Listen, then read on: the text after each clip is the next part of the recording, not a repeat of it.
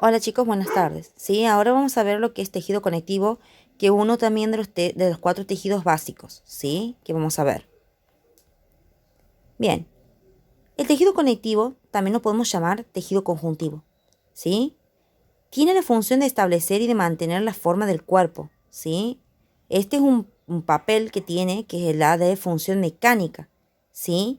Y que va a estar determinado principalmente por el conjunto de moléculas que lo forman, ¿sí? Que estas moléculas se encuentran a nivel de la matriz extracelular y que van a permitir la conexión entre células, ¿sí? Y los órganos, y de esta manera dan soporte al cuerpo.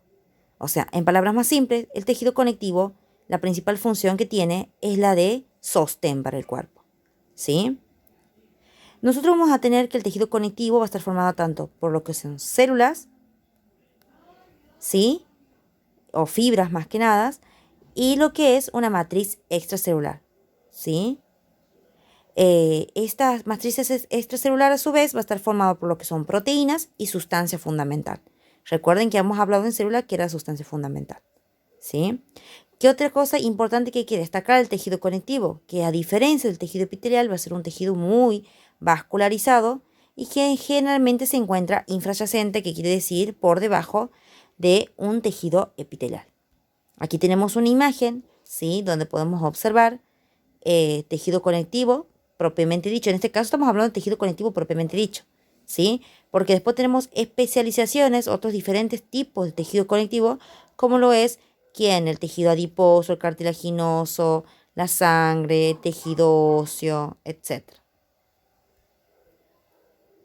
Bien, hemos dicho que el tejido conectivo entonces va a estar formado principalmente por una matriz extracelular, ¿sí? Eso que estamos viendo aquí es la matriz extracelular. ¿Cómo va a estar formado? ¿Sí? La matriz extracelular va a ser una red estructural compleja que va a estar formada por proteínas fibrosas, ¿sí? Proteoglucanos y glicoproteínas. Glicoproteína es lo mismo que decir glucoproteínas. ¿Cómo estaba formada una glucoproteína? Por proteína con un glúcido, ¿sí? Eso hemos visto en membrana. Las fibras del tejido conjuntivo son de 3 tipos principales. ¿Qué tipo de fibra vamos a encontrar en el tejido conectivo? Entonces, 3 tipos. Las fibras colágenas, las fibras reticulares y las fibras elásticas. ¿Sí? Así se lo tienen que estudiar. Bien. Otra cosa importante que tengo que agregar antes de que sigamos con las fibras es de dónde deriva el tejido conectivo. Del mesodermo. ¿Sí? Del mesodermo.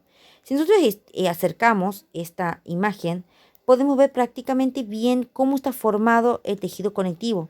Está formado por lo que son células como por ejemplo el fibroblasto, plasmocitos, que son células del sistema inmunitario, mastocito, macrófago también, ¿sí? Miren, adipocito, que es un tipo de tejido conjuntivo también, ¿sí? Pero esta es una imagen donde te están entreverando todo, ¿sí?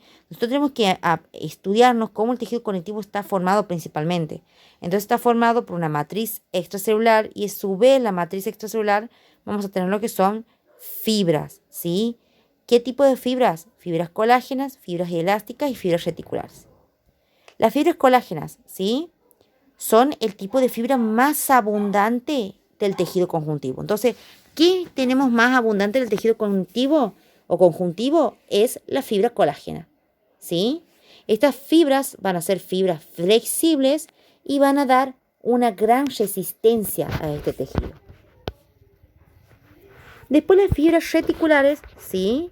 Que es otro tipo de fibras que vamos a tener presentes en el tejido conectivo. Ellos se encargan de ¿qué? De realizar lo que son redes, ¿sí? O mallas, lo que van a permitir es dar un armazón de sostén, ¿sí? ¿A quién? A las células que van a formar parte del tejido conectivo.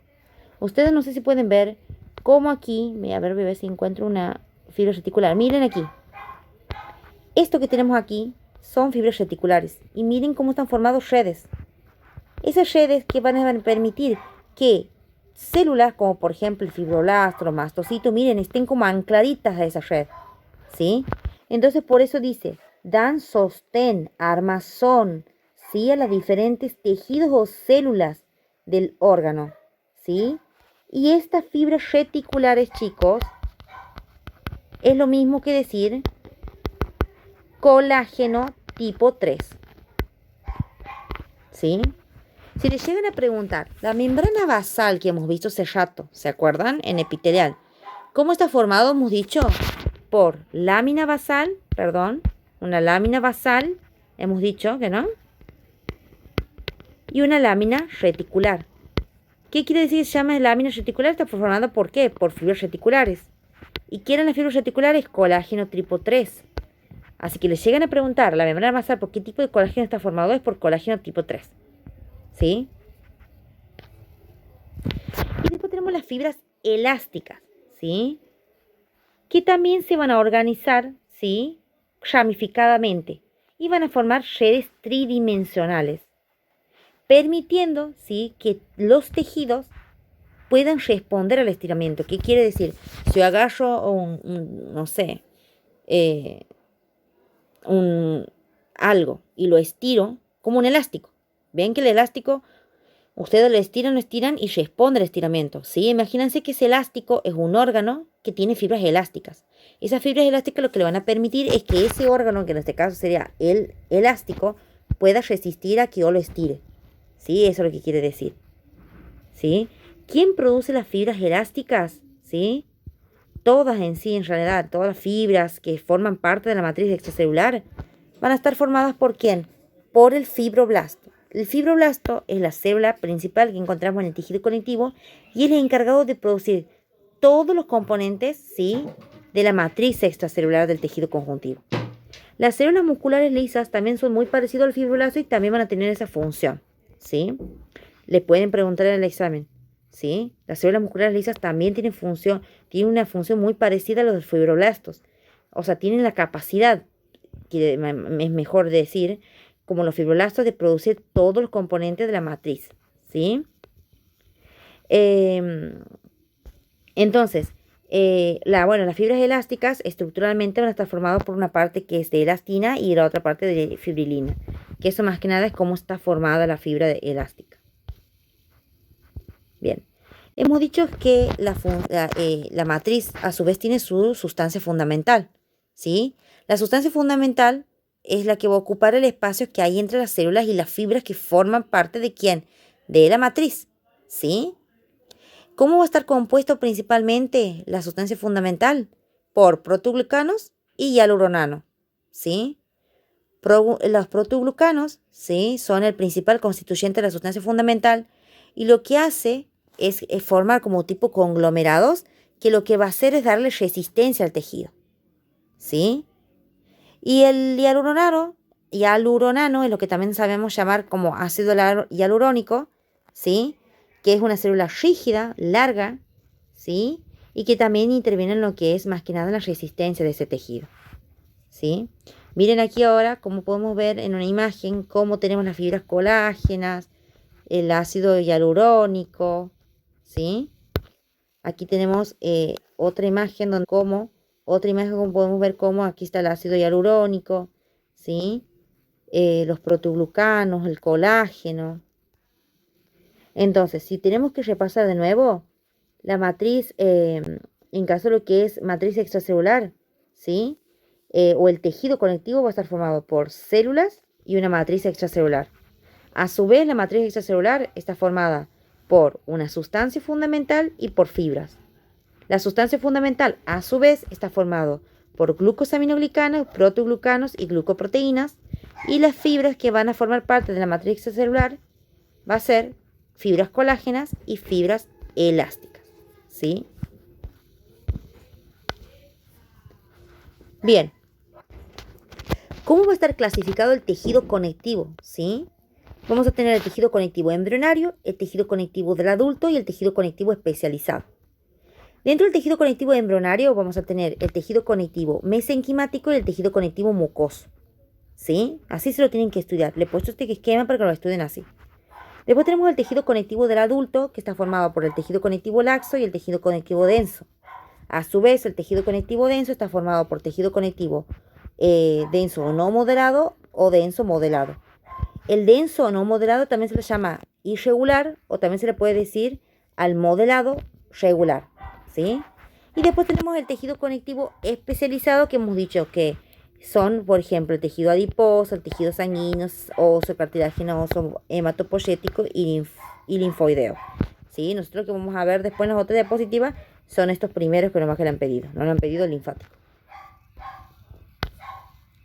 Bien, tejido conjuntivo embrionario. El tejido conjuntivo embrionario, como su palabra lo dice, lo vamos a encontrar en el embrión, ¿sí? ¿De dónde derivaba el tejido conjuntivo? Del mesodermo, ¿sí? Dentro del tejido conjuntivo embrionario tenemos el tejido conjuntivo mesenquimático y el tejido conjuntivo mucoso. El tejido conjuntivo mesenquimático, ¿dónde lo encontramos? Ya hemos dicho, en el embrión, ¿sí? Y el tipo de célula que va a presentar son células de tipo fusiforme, que parecen como tipo estrellitas. Fusiformes serían así, ¿sí? Tienen el núcleo en el medio, ¿sí? Tenemos un tipo de ese tipo de células fusiforme, ¿sí? Y que estas que tienen o sea, de característicos que tienen muy pequeñas cantidades de fibras colágenas. Después tenemos el tejido conectivo mucoso, que ¿a dónde lo encontramos este tipo de tejido conectivo mucoso? En el cordón umbilical, chicos, ¿sí? Y este tipo de tejido conjuntivo mucoso está compuesto por una matriz extracelular especializada que va a ser gelatinosa, ¿sí? Y esta sustancia fundamental de este tipo de tejido es lo que nosotros llamamos como gelatina de Wharton, que eso creo que lo han preguntado en embriología. ¿Qué es la gelatina de Wharton? Es una sustancia gelatinosa que se va a encontrar dentro del cordón umbilical. Aquí podemos ver, le he puesto una imagen histológica, ¿sí? Donde es un corte, se ha realizado un corte coronal, ¿sí? O corte transversal, dependiendo de cómo lo vean al cordón umbilical, ¿sí? Del cordón umbilical, ¿sí? Donde aquí podemos ver, estos tres que tenemos aquí son los vasos que tenemos dentro de tanto venosos como arteriales del cordón umbilical, ¿sí? Y entre ellos vamos a tener la presencia de esa sustancia fundamental gelatinosa, que es la que nosotros llamamos gelatina de Wharton, ¿sí? Esto estudienlo bien porque les pueden preguntar. Después tenemos el tejido conectivo del adulto, ¿sí? Principalmente va a presentar este colágeno tipo 1. Dentro del tejido conectivo del adulto vamos a tener el tejido conjuntivo laxo y el tejido conjuntivo denso. El tejido conjuntivo laxo, ¿sí? Es típico porque este va a sustentar lo que son estructuras sujetas a presión y a fricción leve, como lo son, por ejemplo, los músculos, ¿sí? Este tejido conjuntivo laxo es muy común que ustedes lo encuentren, ¿sí? Entre lo que son células musculares, ¿sí? Van a sostener células epiteliales y van a formar también capas alrededor de los vasos sanguíneos, ¿sí? En este caso nosotros tenemos una imagen del tejido conectivo laxo, que se encuentra a nivel del músculo, ¿sí? Acuérdense que el músculo es uno de los estructuras que también están sujetas a presión, a fricción, ¿sí? A movimiento, por eso está presente ahí, ¿sí? ¿Cuáles son las células que vamos a encontrar numerosas en este tipo de tejido conjuntivo laxo? Son los fibroblastos y los macrófagos, y vamos a tener muy pocas fibras colágenas. Y lo que tiene este tipo de tejido conectivo laxo es que va a ser muy flexible, ¿sí? ¿Por qué? Porque vamos a tener más aquí lo que son fibras elásticas que colágenas, ¿sí? Pero no va a ser muy resistente a la tracción, ¿sí? O sea, va a ser muy flexible, pero poco resistente. ¿Qué quiere decir? Que yo lo puedo estirar en un momento tanto que lo puedo romper, ¿sí? Porque no es tan resistente. Después tenemos el tejido conjuntivo denso, ¿sí? Donde tenemos el modelado y el no modelado. El tejido conectivo no modelado, también llamado irregular, ¿sí? ¿Cuál es la principal? O sea, en palabras más simples, ¿qué diferencia hay entre el modelado y el no modelado? ¿O por qué se llama irregular o regular? Es por cómo están dispuestas sus fibras. En el tejido denso, irregular o no modelado, vamos a tener las fibras, ¿sí? Todas desordenadas. A diferencia del tejido denso, modelado, regular también llamado, aquí las fibras miren cómo están bien acomodaditas como en filitas, ¿sí? Bien, por eso es regular, porque la disposición de las fibras es de forma regular, ¿sí? Bien, entonces vamos con el no modelado mejor, ¿sí? Vamos por partes. El no modelado es también llamado irregular y sus fibras se disponen de forma desordenada en varias direcciones. Este se va a caracterizar porque tiene presencia de abundantes fibras, ¿sí? Pero escasez de células, o sea, tiene escasa sustancia fundamental, ¿sí? Esta característica que tiene el no moderado, lo que le va a impartir este tipo de tejido es que tengan una alta resistencia. ¿Dónde podemos encontrar este tipo de tejido? A nivel de la submucosa de los órganos huecos y en la dermis de la piel, ¿sí? Y después tenemos el modelado o denso regular, ¿sí? Como ocurre en el tejido no modelado, ¿sí? Aquí vamos a tener muchas fibras también y escasas células. Pero ¿qué diferencia hay entre el modelado y el no modelado? Es que las fibras y las células están muy juntas y alineadas. Van a tener una disposición regular, ordenada. Este tipo de disposición de las fibras, lo que le va a dar a este tejido, ¿sí? Le va a proveer lo que es resistencia, ¿sí? A la tracción, ¿sí? Pero es igual lo mismo, cada uno, tanto el tejido denso y regular como el regular, van a tener ambos alta resistencia. Pero el denso, no moderado o irregular, va a tener resistencia de tracción en cualquier dirección. ¿Sí? Es muy resistente. Yo lo puedo estirar de un lado o del otro y es muy resistente. Mientras que el tejido denso regular va a ser resistente a la tracción, pero en una sola dirección. ¿Sí? Si yo lo llevo a empezar a traccionar de diferentes lugares, se puede romper. ¿A dónde podemos encontrar este tipo de tejido denso regular? En el tendón, en los ligamentos, en las aponeurosis. ¿Sí? Y después tenemos la clasificación de los tejidos conectivos o conjuntivos especializados. Vamos a tener el adiposo, tejido adiposo. Acuérdense que el tejido adiposo es grasa. Tejido cartilaginoso, van a conocer varios cartílagos seguramente en su cuerpo. El hematopoyético, lo mismo que decir el tejido que produce todo lo que sería las células sanguíneas y todo eso, ¿sí? Que también comprende la parte circulatoria. Después tenemos el tejido linfático, el tejido óseo, el tejido sanguíneo. Nosotros lo que vamos a ver y lo que les han pedido ustedes es el adiposo, el cartilaginoso, el óseo y el sanguíneo.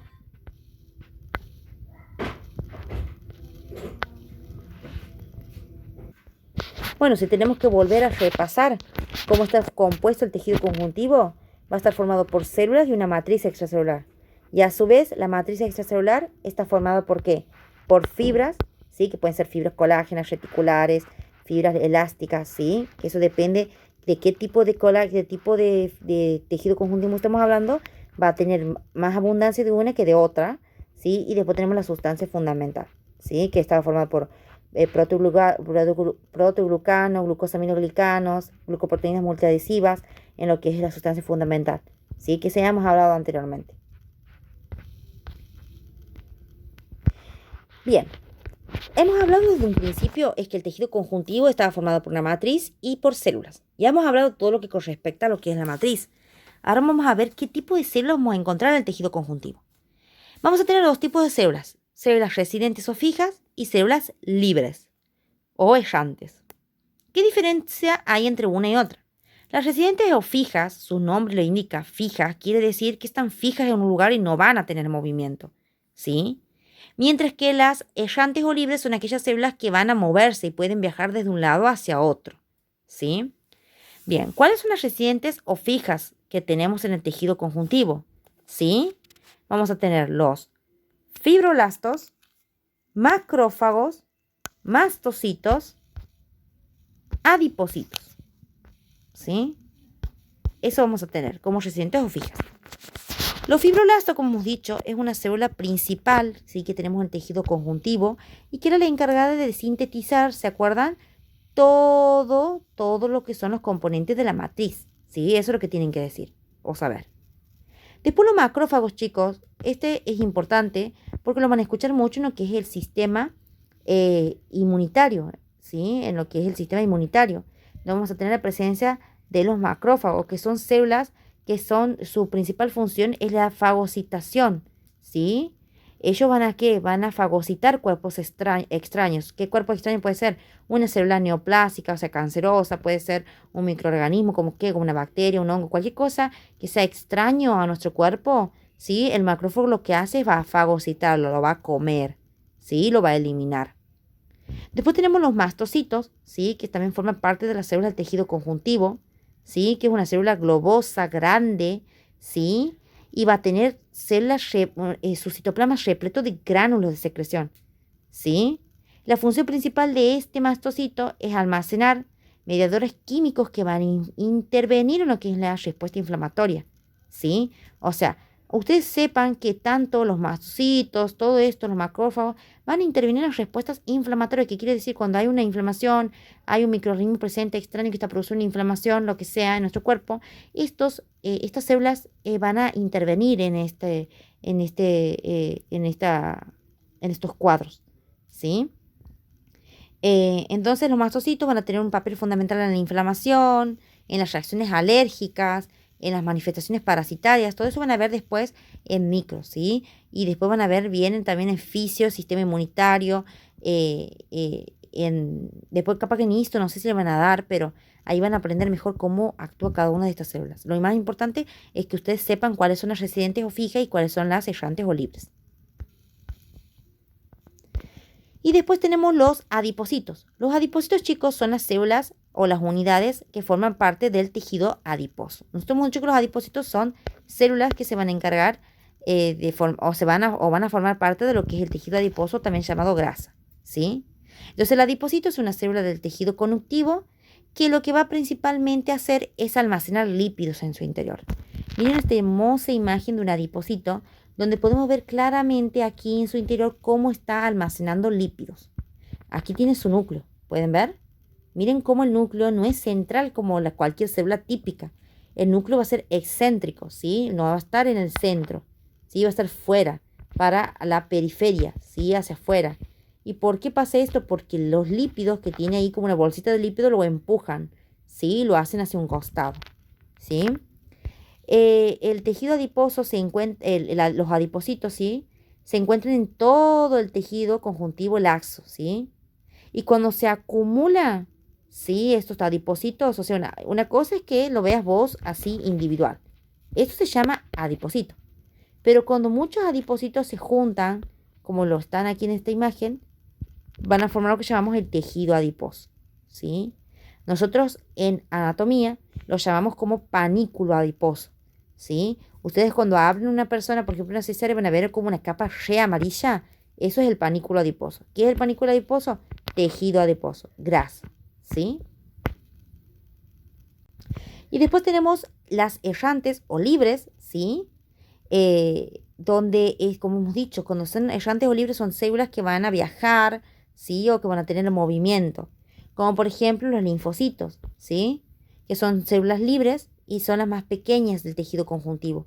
Y van a participar principalmente de las respuestas inmunes, hemos dicho, van a estar dentro de lo que es el sistema inmunitario y van a actuar ante la presencia de microorganismos extraños y todo eso. O en caso de que haya una inflamación, infecciones, ¿sí? Son muy abundantes, sí, en la lámina propia del tubo digestivo. Ya van a saber después ustedes qué es lámina propia cuando vean los otros. Creo que ya no ven esos, pero cuando vean la anatomía, capaz que si ven un poquito de esto van a entender que es la lámina propia, ¿sí? Que es como una capa del tejido conjuntivo, del intestino, donde vamos a encontrar mucho lo que son estos tipos de células, los linfocitos. Y a donde vamos a encontrar también a nivel de las vías respiratorias. Y vamos a tener 3 tipos de linfocitos, los linfocitos o T, los B y los NK, ¿sí? Pero eso lo ven, no nos compete ahora. Y después tenemos otro tipo como los plasmocitos, que también son errantes o libres, ¿sí? Que son células productoras de anticuerpos, ¿sí? ¿Quién produce los anticuerpos entonces? Los plasmocitos, ¿sí? Después tenemos los neutrófilos y los monocitos, que los neutrófilos son, por ejemplo, las células que forman parte de células del sistema inmunitario y son las principales en llegar ante un cuadro inflamatorio. O cuando hay presencia de un cuerpo extraño, de un microorganismo, una bacteria, el principal que va a llegar al lugar, ¿sí? Al lugar que está eso, va a ser el neutrófilo. Y en segundo lugar, recién el macrófago, ¿sí? Los neutrófilos y los monocitos migran con gran rapidez desde la sangre hasta el tejido conjuntivo. Eso también, ¿dónde se produce las reacciones inmunitarias? ¿Sí? Todo este proceso que hacen los neutrófilos, los macrófagos, los linfocitos, todo eso se van a dar en el tejido conjuntivo, si les llegan a preguntar, ¿sí? Generalmente la presencia de neutrófilos, o por ejemplo, ustedes hacen un análisis y ven que los neutrófilos o los monocitos tienen un valor muy alto, generalmente se van a asociar esto a reacciones inflamatorias agudas, o sea, recién les está agarrando una infección o una inflamación de algo. Algo en alguna parte de su cuerpo hay una lesión. Capaz que tiene un, no sé, justo un corte en el dedo, tiene una pequeña infección, entonces capaz que los neutrófilos y los monocitos le van a salir muy altos en el análisis, ¿sí? Y después los eosinófilos y basófilos que están más que nada o intervienen en lo que son las reacciones alérgicas. Capaz que si yo tengo una alergia, los eosinófilos, por ejemplo, van a estar altos eh, en lo que es en el análisis. O, por ejemplo, si tengo parásitos también, van a salir altos los eosinófilos. Vamos con los tejidos conjuntivos especializados. Vamos principalmente con el tejido adiposo, que es el más lindo y el más cortito. El tejido adiposo, sí, como hemos dicho, es un tipo de tejido conjuntivo especializado donde vamos a encontrar la presencia de células adiposas o también llamados adipocitos. Hemos dicho que adipocitos se llaman cuando están aisladas, o sea, cuando están así solitas, ¿sí? Pero cuando se juntan van a formar lo que llamamos el tejido adiposo, ¿sí? ¿Dónde hemos dicho que vamos a encontrar? Esta vamos a encontrar adentro del tejido conjuntivo laxo, ¿sí? Ya hemos dicho que la mayoría de estas células adiposas van a formar aglomeraciones grandes, que es lo que nosotros llamamos tejido adiposo y que van a estar distribuidos en diferentes partes de nuestro cuerpo. O sea, es la grasa, ¿sí? Y este es importante, ¿por qué? Porque es el lugar o el mayor depósito de energía que tenemos, ¿sí? Que será la grasa, ¿sí? ¿En forma de qué? De triacilgliceroles. Así como la glucosa se almacena en el hígado como forma de glucógeno, los lípidos, la grasa, va a ser almacenada en forma de triacilglicerol, ¿sí? ¿Cuáles son las diferentes funciones del tejido adiposo? Es reservar energía, ¿sí? Modela la superficie según el sexo. ¿Qué quiere decir esto? Que la grasa va a estar almacenada en el cuerpo del hombre y de la mujer de diferentes formas.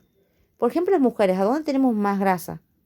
En los muslos, en los glúteos, ¿sí? En las mamas. No como el hombre, que es diferente. El hombre va a tener más capaz en el abdomen, ¿sí? Va a tener más capaz, un poco más, no tanto en las piernas, ¿sí? En los brazos, ¿sí? Es amortiguador de golpes también. ¿Por qué quiere decir? Porque la grasa también va a proteger los órganos. En caso de que haya un golpe, también tiene un cierto o sea, genera un poco de protección, ¿sí? También de aislamiento térmico. El otro día hemos hablado en clase que el tejido adiposo produce calor, ¿sí? Es conductor de calor. El tejido adiposo no solamente va a estar ubicado debajo de la piel así nomás, sino que también alrededor de órganos. ¿Para qué? Para ser conductor de calor y para mantener una temperatura correcta dentro de ellos, ¿sí? También de sostén. ¿Por qué? Porque el tejido adiposo va a haber órganos como, por ejemplo, el riñón, que los va a mantener sostenidos, o sea, que estén en el lugar que tienen que estar, ¿sí? Y también va a ser productor de hormonas, como por ejemplo, una de las hormonas que produce es la leptina y que intervienen en la saciedad. Vamos a tener dos tipos de tejido. Vamos a tener el tejido unilocular o blanco o el multilocular o pardo. ¿Cuál es la diferencia principal entre una y otra? Y les he puesto en dónde, en el cuadrito. Es que en el unilocular o blanco vamos a encontrar un adipocito con una sola gota central. ¿Sí? ¿De qué? De lípidos, ¿sí? De triacilgliceroles. Acuérdense que los lípidos se van a guardar dentro del adipocito en forma de triacilgliceroles. Y multilocular, ¿qué va a tener? Múltiples gotitas, ¿sí? Miren aquí, tenemos el multilocular o pardo donde tenemos muchas gotitas. Y el adiposo blanco o también unilocular, ¿sí? Va a tener una sola gota central. También la palabra lo dice, uni de uno, una sola gota, ¿sí? Y multi es de muchos, ¿sí? El tejido adiposo unilocular blanco o también amarillo, ¿sí? No se llama también amarillo, ¿no? Sino que también va a tener una coloración, puede ser un color amarillento, ¿sí? Este va a formar parte de lo que sería el panículo adiposo, que ya les he dicho que era el panículo adiposo, es la grasa que tenemos en el cuerpo, ¿sí? Que es una capa de tejido adiposo que se encuentra inmediatamente por debajo de la piel, ¿sí? Son grandes, ¿sí? Estos adipocitos son esféricos, ¿sí? Y se encuentran de formas que se pueden encontrar de forma aislada o formando grupos, ¿sí? Cuando están aislados, ¿sí? Van a tener forma esférica, O sea, cuando están solitos, perdón. Pero cuando están juntos, ¿sí? Todos juntitos, estos van a estar como tan cerca que se van a chocar y van a tener una forma como poliédrica, ¿sí? ¿Qué va a tener? Es importante que tenemos que saber. A ver si no tengo otra imagen. No. ¿Qué es importante que tenemos que saber? Es que entre cada uno, imagínense que este es un adiposito, este es otro adiposito, este es otro y otro. ¿Sí? Aquí tiene su núcleo. ¿Sí? ¿Qué tenemos que saber también? Además, ¿sí? Que cuando están así en conjunto los adipositos, ¿sí? Estos van a tener tabiques de tejido conjuntivo, ¿sí? Tabiques así como que lo van separando. Y a nivel de ese tejido conectivo de estas paredes, de estos tabiques, vamos a tener la presencia de vasos sanguíneos y nervios, ¿sí? Y también de estos tabiques van a salir fibras, ¿sí? Reticulares, que son colágeno tipo 3, que van a permitir que estas células adiposas estén sostenidas, ¿sí? ¿Qué otra cosa importante hay que saber del tejido unilocular o blanco? Es que es un órgano secretor de hormonas, como la leptina, que hemos dicho que era una hormona proteica, ¿sí? Y que esta interviene en lo que es la digestión de alimentos, también interviene en la saciedad, disminuye la ingesta de alimentos, ¿sí? También, y aumenta el gasto de energía. ¿Cuál es la función principal que tiene el tejido adiposo? ¿Sí? Almacenar energía y aislar y amortiguar los órganos vitales. Y después tenemos el multilocular, que hemos dicho, que también se llama tejido adiposo pardo, que este va a tener múltiples gotitas en su interior de diferentes tamaños, ¿sí? ¿Dónde lo vamos a encontrar principalmente? En el feto y en el recién nacido. Van a tener forma poliédrica, miren cómo es la formita, como poliédrica, ¿sí? Vamos a tener eso también. ¿Por qué es color pardo? Porque tiene gran cantidad de mitocondrias y de vasos sanguíneos. La mitocondria va a tener un producto que se llama citocromo, eso le va a dar la coloración tipo amarronado de este tejido, ¿sí? ¿Y por qué necesitamos tantas mitocondrias en el tejido adiposo pardo? Porque esto, como hemos dicho, la principal función que tiene o se va a especializar principalmente en la producción de calor, ¿sí? Y lo más importante es que va a intervenir en la termorregulación del neonato. ¿Quién es el neonato? Es el bebé, ¿sí? Neonato se le dice después en el recién nacido, ¿sí? ¿Por qué es importante? Porque aquí en el recién nacido vamos a tener gran cantidad de tejido adiposo pardo. ¿Por qué? Porque el niño no va a tener lo que es maduro el sistema de termorregulación como lo tenemos nosotros, ¿sí? Ellos no tienen ningún sistema de termorregulación o sea, ¿qué quiere decir? Que en su cuerpo no hay algo que diga, está haciendo frío, voy a producir calor. Está haciendo calor, voy a reducir el calor en el cuerpo para que no le haga tanta calor al bebé. No, sino que nosotros tenemos el sistema de termorregulación, tenemos receptores que captan cuando hay calor, cuando hace frío y se van modificando cosas en nuestro interior. En el feto y en el neonato, en el recién nacido, no vamos a tener ese sistema de termorregulación. Entonces, ¿de quién depende, sí, el que se produzca calor? ¿Es de quién? Del tejido adiposo pardo. Entonces, ¿dónde lo vamos a encontrar principalmente? Que puede ser pregunta de examen. En el recién nacido, en el neonato, le pueden poner también, o en el feto, ¿sí? Bien, vamos con tejido cartilaginoso y óseo. El tejido cartilaginoso, chicos, ¿sí? Que acuérdense que es cartílago, estamos hablando de cartílago, es un tejido avascular, ¿sí? Que va a estar compuesta por una célula principal que se llama condrocito y tiene también una abundante matriz extracelular. Entonces, ¿qué tenemos que decir? Que el tejido cartilaginoso está formado por células y por una matriz extracelular, ¿sí? ¿Cuál es la célula principal del tejido cartilaginoso? El condrocito, ¿sí? Si tenemos que compararlo con el tejido óseo, por ejemplo, el hueso, el óseo, la célula principal del tejido óseo se llama osteocito, ¿sí? Entonces el tejido cartilaginoso, sí, es un tipo de tejido conectivo especializado, va a ser avascular, o sea que significa que no tiene vasos sanguíneos, va a estar formado por células y una matriz extracelular. ¿Cuál es la célula principal? Es el condrocito, ¿sí? ¿Y qué tiene importante esto, el tejido cartilaginoso? Que tiene mucha matriz extracelular. ¿Y quién produce la matriz extracelular? ¿Sí? ¿Quién produce la sustancia fundamental y todos los componentes de la matriz extracelular? Está producida por el mismo condrocito, ¿sí? la produce y la mantiene, ¿sí?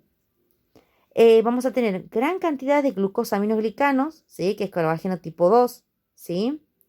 Que eso va a permitir la difusión de sustancias, ¿sí? Entre los vasos sanguíneos del tejido conectivo y los condrocitos, ¿sí? Acuérdense que el cartílago no tiene vasos sanguíneos, entonces necesita de alguien que le mande sustancias nutritivas y oxígeno para que sobreviva. ¿Quién lo hace? El tejido conectivo. Lo mismo pasaba con el epitelial. Recuerden que el epitelial no tenía vasos sanguíneos, necesitaba de alguien que le mande nutrientes, oxígeno.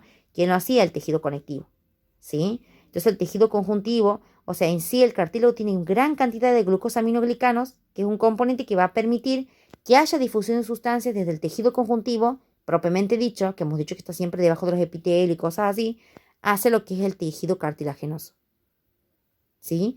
Y también tiene gran cantidad de hialuronano, que es lo mismo que decir ácido hialurónico, que es lo que le da la capacidad de soportar al peso, ¿sí? Acuérdense que vamos a encontrar diferentes tipos de, por ejemplo, hay cartílago, ¿a dónde? Entre lo que, a nivel de lo que es la rodilla, ¿sí?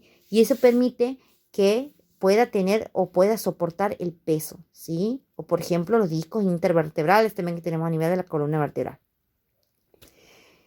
Bien, según las características de la matriz extracelular, el tejido cartilaginoso podemos tener de 3 tipos diferentes, ¿sí? Vamos a tener el cartílago hialino, el cartílago elástico y el cartílago fibroso. Cartílago hialino. El cartílago hialino, chicos, es el precursor del tejido óseo. ¿Qué quiere decir eso? ¿Sí? Que el cartílago hialino, ¿sí? Primero es cartílago hialino y este después se puede osificar, ¿sí? Y convertirse en hueso, ¿sí? Entonces, si le llegan a preguntar quién es el precursor o cuál es el cartílago que va a dar origen luego a huesos, es el que, el cartílago hialino, ¿sí? Por ejemplo, el feto. El feto primero tiene cartílagos en su cuerpo. Cuando está dentro del útero, él va a tener presencia de cartílagos. Y esos cartílagos luego se osifican y se convierten en huesos, ¿sí? Entonces, ¿qué tipo de cartílago tiene el feto? Cartílago hialino, que luego se ha osificado y se ha convertido en hueso. ¿Sí? Eso lo tienen que aprender bien, ¿sí? ¿Qué pasa? Generalmente en los huesos largos, ¿sí? En los huesos, ¿sí? Largos, como por ejemplo el fémur, la tibia, húmero, ¿sí? ¿Qué pasa? Cuando nosotros nacemos, ¿qué tiene que pasar con este hueso? Tiene que seguir creciendo, obviamente, ¿sí? Nace el bebé y nosotros empezamos a crecer en altura. ¿Gracias a qué? Sí, nosotros, no sé, cuando nosotros nacemos ya tenemos huesos, sí, pero ese hueso no está osificado por completo. ¿Qué quiere decir? Que no está convertido en hueso por completo. Va a quedar una región que se denomina cartílago de crecimiento o disco epifisiario, que lo que va a permitir va a ser cartílago hialino, sí, que lo que va a permitir es que los huesos crezcan en longitud. Sí, esto se va a ir regenerando, osificándose con los años y va a ir creciendo, hasta que en un momento llega a la longitud definitiva un hueso. Y luego recién desaparece ese disco, ¿sí? Pero no todo nuestro cuerpo, no todo el cartílago hialino de nuestro cuerpo está osificado, ¿sí? Hay algunos cartílagos que todavía persisten, ¿sí? Como por ejemplo, ¿dónde podemos encontrar cartílago hialino en nuestro cuerpo? En las articulaciones, en la caja torácica, en los cartílagos de la tráquea, en los bronquios, en la laringe, en la nariz, el cartílago de la nariz, cartílago hialino, ¿sí? Bien, ¿cuáles son las células que podemos encontrar? ¿Sí? A ver, perdón. Así. ¿Cuáles son las células que podemos encontrar nosotros en la que es el tejido cartilaginoso? Vamos a tener los condroblastos, los condrocitos y los condroclastos. Es muy parecido al tejido óseo. En el tejido óseo encontramos a los osteoblastos, a los osteocitos y a los osteoclastos, ¿sí? Aquí en el cartilaginoso se llama condroblasto, condrocito y condroclasto. Bueno, los condroblastos, sí, son los que van a dar origen luego a los condrocitos, ¿sí? Se van a convertir en condrocitos. Pero vamos a ver primero cómo se van formando estos, ¿sí? Primero, ¿cómo se van a formar los condroblastos? ¿Sí? Primero van a ser un cúmulo de células mesenquimáticas. Acuérdense que las células mesenquimáticas es tejido conjuntivo, ¿sí? Que van a formar pequeñas estructuras denominadas blastemas. Este blastema, ¿sí? Se caracteriza porque va a formar lo que es el cartílago hialino, ¿sí? Este blastema, estas células como blastémicas, algo así, llámenlo, van a empezar a formar lo que es líquido, matriz extracelular, ¿sí? Cuando este blastema, ¿sí?, comienza a secretar esa matriz cartilaginosa, ya no se llaman más así, sino que van a llamarse condroblastos. Los condroblastos, ¿qué hacen? Siguen produciendo matriz extracelular, ¿sí? Matriz cartilaginosa. Y en un momento ellos se inundan de tanta matriz que lo envuelven, ¿sí?, completo. Y cuando una vez que lo envuelven completo, estos condroblastos ya no se llaman así, se van a llamar condrocitos, ¿sí? Condrocitos. Entonces, ¿los condrocitos qué son? Son derivados de los condroblastos, ¿sí?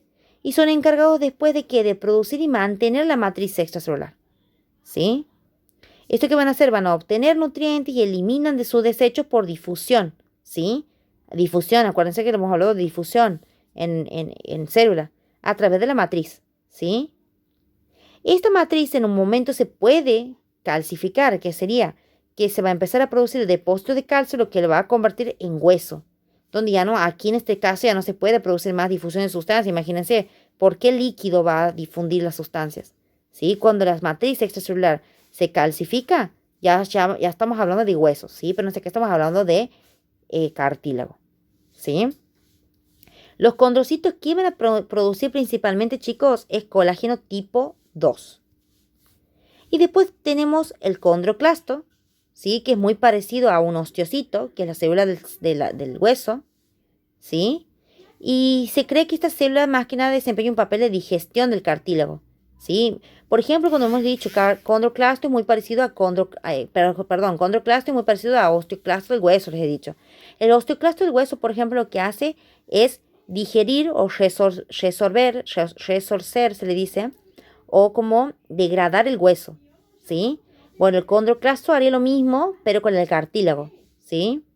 Pero más que nada el cartílago calcificado, que está sufriendo calcificación, ¿sí? ¿Para qué? Para que sea reemplazado por tejido óseo, ¿sí? Pero eso, la función más que nada, muy parecida a la del condroclasto, al osteoclasto, perdón, del hueso. Con que sepan cuáles son las células es lo más importante. Bien, repaso de nuevo. ¿Cómo está formado el tejido cartilaginoso? ¿Sí? Por matriz extracelular. ¿Y cuál es el tipo de colágeno principal? El tipo 2. Eso se lo tienen que aprender. También vamos a tener la presencia de proteoglucanos y proteínas no colagenadas. ¿Qué otra cosa importante hay que saber? Que todos los tejidos cartilaginosos van a estar envueltos por lo que llamamos pericondrio, ¿sí? El pericondrio va a ser una capa, ¿sí?, de tejido conjuntivo denso que sirve, ¿sí?, como fuente de células nuevas, cartilaginosas nuevas, ¿sí? Están en toda la superficie del cartílago hialino, excepto en la parte de las articulaciones, ¿sí?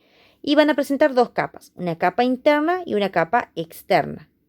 La capa interna, que también se la llama capa condrógena, aquí vamos a tener todas células que van a dar origen a nuevas, o sea, aquí vamos a tener todo lo que son las células condroprogenitoras, que son las células condroprogenitoras, son células que son capaces de dar origen a todo tipo de células del cartílago, como son condroclastos, condrocitos, todo eso, ¿sí? Entonces la capa condrógena es capaz de dar origen a nuevas células para el tejido cartilaginoso. Mientras que la capa fibrosa o capa externa, ¿sí?, va a ser rica en lo que son fibras colágenas de tipo 1, fibroblastos, y aquí contienen lo que son los vasos sanguíneos que van a nutrir a lo que es el cartílago, ¿sí? Bien, después tenemos el cartílago, el cartílago elástico, ¿sí? Ya hemos hablado del cartílago hialino, vamos al cartílago elástico, ¿sí?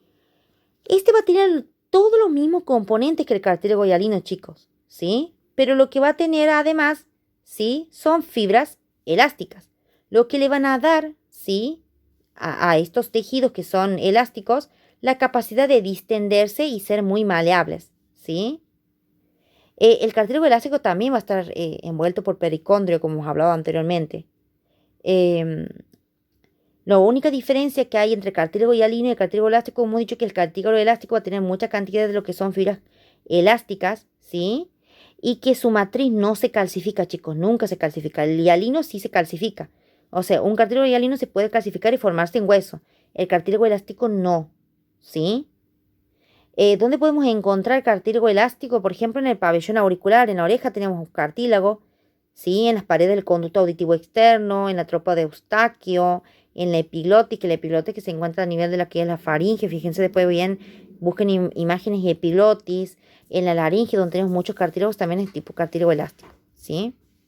El cartílago elástico entonces tiene mucha elastina, lo que le va a dar distensibilidad y maleabilidad al tejido. Y después tenemos el cartílago fibroso, que tienen que saber principalmente qué es el cartílago fibroso. Es una combinación de hialino con tejido conjuntivo denso modelado, ¿sí? Este no va a estar rodeado por pericondrio como está el hialino y el elástico, ¿sí? Y aquí es donde podemos encontrar tipos de tejido el cartílago fibroso, chicos, generalmente van a ser lo que es, tejidos muy resistentes o están ubicados o en estructuras donde tienen que sufrir mucha presión o peso, aguantar peso. ¿A dónde encontramos tipo de tejido de cartílago fibroso? En los discos intervertebrales, en la sínfisis pubiana, en las articulaciones esternoclaviculares, en los meniscos de las rodillas, ¿sí? Y muchos más, otros lugares. Bien, vamos con el tejido óseo. El tejido óseo es el componente principal del sistema esquelético, ¿sí? Y es un tipo especializado de tejido conjuntivo formado por células y materia extracelular calcificada. O sea, ¿cómo está formada la matriz? ¿Cómo es la matriz del tejido óseo? Calcificado, es duro, no es como un líquido, ¿sí? Entonces el tejido óseo, ¿sí? Va a formar parte de lo que es el sistema esquelético, va a formar el sistema esquelético. Es muy importante, ¿sí? Porque este va a lo que le va a dar sostén a todos los tejidos blandos de nuestro cuerpo, va a proteger nuestros órganos, ¿sí? También en el hueso se va a dar la formación de las células sanguíneas. Recuerden que dentro de lo que es el hueso vamos a tener la cavidad medular donde tenemos la médula ósea, y ahí en la médula ósea se van a producir lo que son las células sanguíneas, ¿sí? Y también otra cosa importante que hace el tejido óseo es proporcionar apoyo a los a los diferentes músculos de nuestro cuerpo. El tejido óseo es importante, ¿por qué? Porque también funciona como depósito, ¿sí? Donde se van a ir a almacenar o depositar lo que es calcio y fosfato, ¿sí? Acuérdense que siempre decimos el calcio por los huesos. ¿Por qué? Porque el calcio es donde se va a ir a almacenar en el hueso, ¿sí? También, bueno, aquí este calcio y este fosfato que va a estar almacenado en el hueso, generalmente se puede almacenar o también se puede liberar de forma controlada cuando es necesario. Por ejemplo, si en la sangre tenemos poco nivel de calcio, ¿sí? Desde lo que sería el hueso, ¿sí? A veces, ¿se acuerdan que habíamos hablado de una célula que se llama osteoclasto? El osteoclasto, ¿qué va a hacer? Va a romper hueso para liberar calcio. Y el calcio se va a liberar, ¿sí? El calcio almacenado en el hueso se va a liberar hacia la sangre para poder nivelar los niveles, ¿sí? Por ejemplo, si hay una disminución de calcio en sangre, el osteoclasto va a romper huesito y va a liberar calcio hacia la sangre, ¿sí? Entonces, el calcio puede estar tanto almacenado en el hueso, también se puede liberar desde el hueso en caso de que se necesite.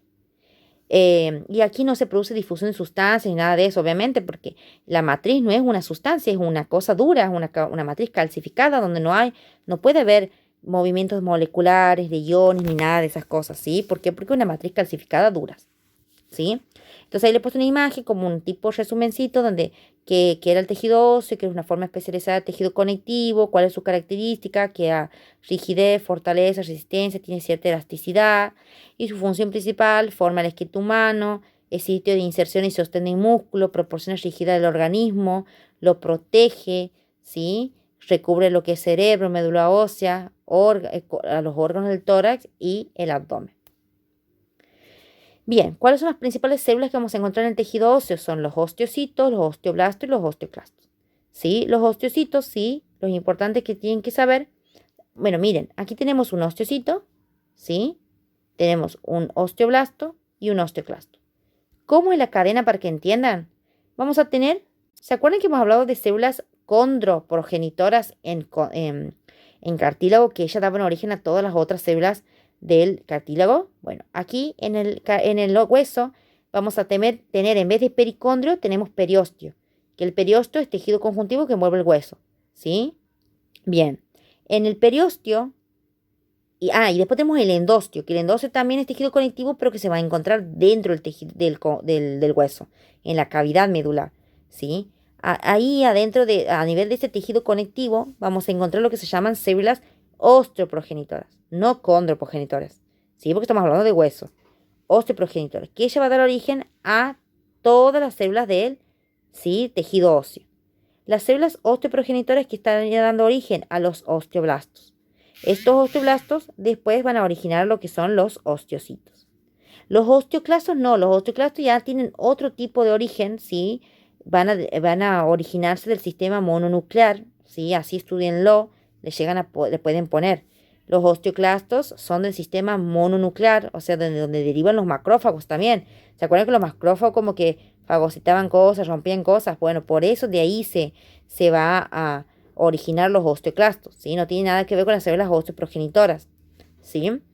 Bien, los osteocitos, ¿sí? Ellos se van a encontrar a nivel del tejido óseo, van a ser la célula principal del tejido óseo y se van a encontrar, esto lo que tienen que saber bien es que cada uno de los osteocitos van a encontrarse en el tejido óseo en pequeñas lagunitas, ¿sí? Va a haber un osteocito por lagunita, ¿sí? Después tenemos los osteoblastos, que los osteoblastos se van a encontrar generalmente en la periferia de la matriz, o sea, alrededor de la matriz. Y ellos van a dar origen ¿a quién? A la matriz y a todos los componentes de esa matriz.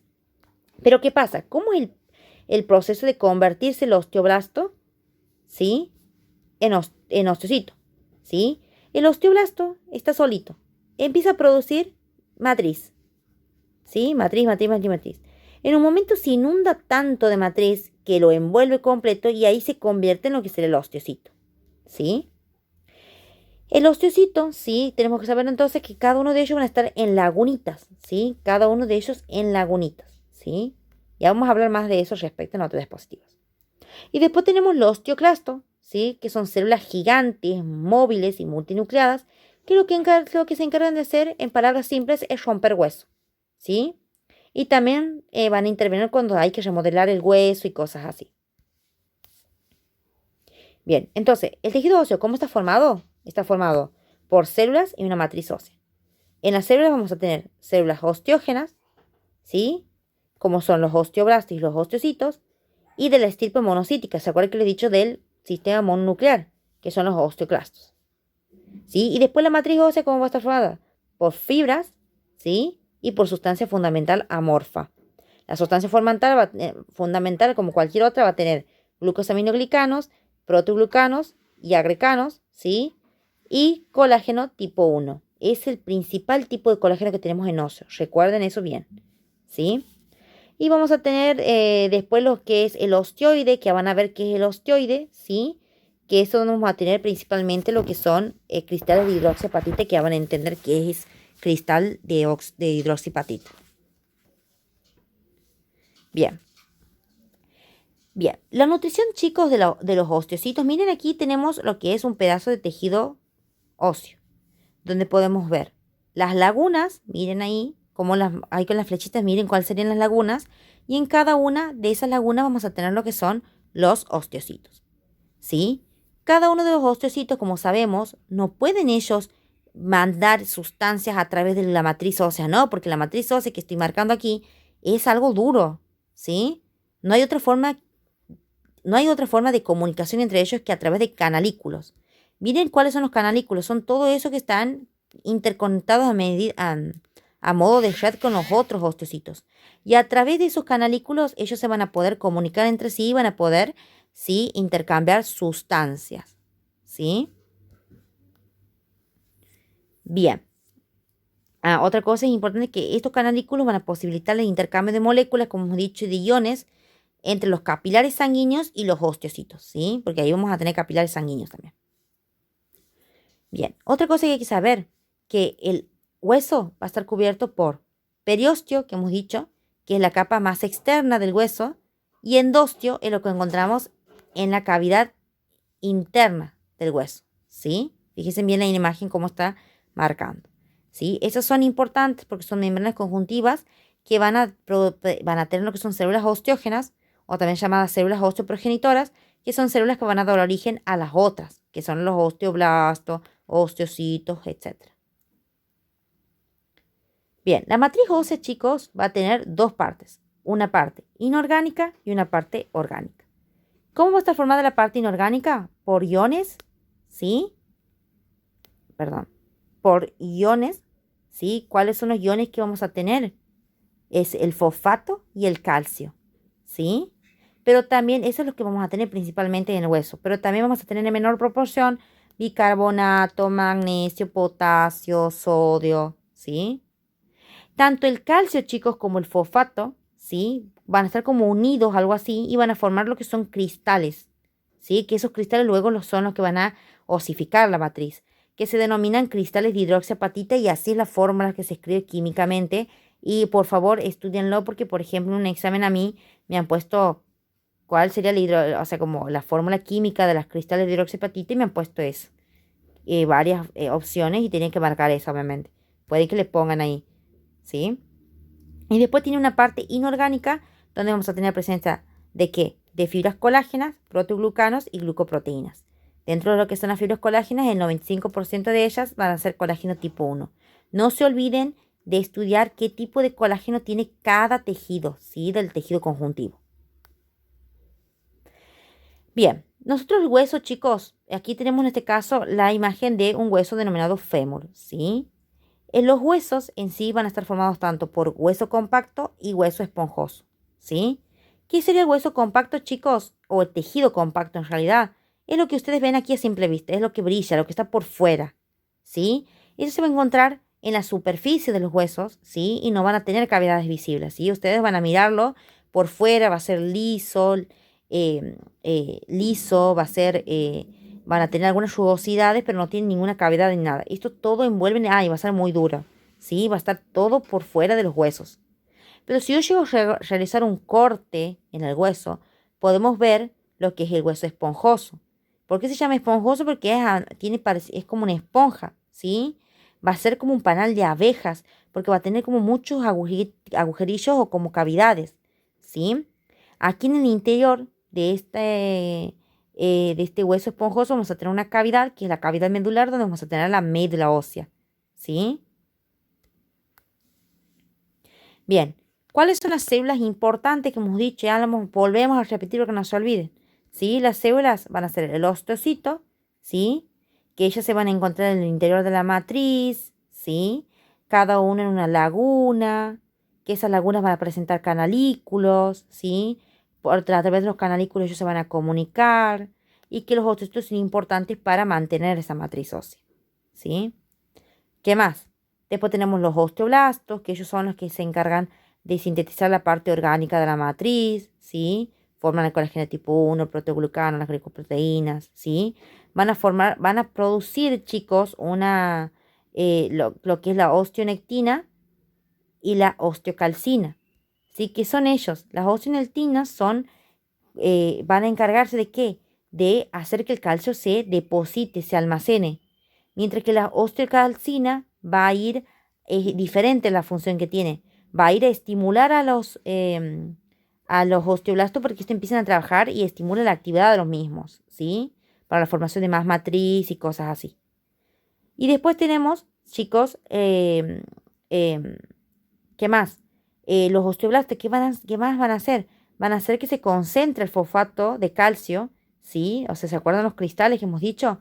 Para que se mineralice la matriz, para que se haga dura, ¿sí? ¿Dónde se van a ubicar siempre los osteoblastos? Siempre en las superficies óseas, ¿sí? Ya sea tanto externa como interna, o sea, a nivel del periosto o del endostio que hemos hablado hace rato, ¿sí? Una vez que ellos se bañan, o sea, están inundados de matriz, se van a convertir en lo que se llaman osteocitos, ¿sí? Y la matriz ósea recién formada, ¿sí? Eso es lo que tienen que saber, que es un concepto, que la matriz ósea recién formada, adyacente a los osteoblastos activos y que todavía no se ha calcificado, o sea que todavía no se ha hecho dura, se va a llamar osteoide. Entonces le llegan a preguntar, ¿qué es el osteoide? Es la matriz ósea recién formada, adyacente a los osteoblastos activos y que todavía no se ha calcificado.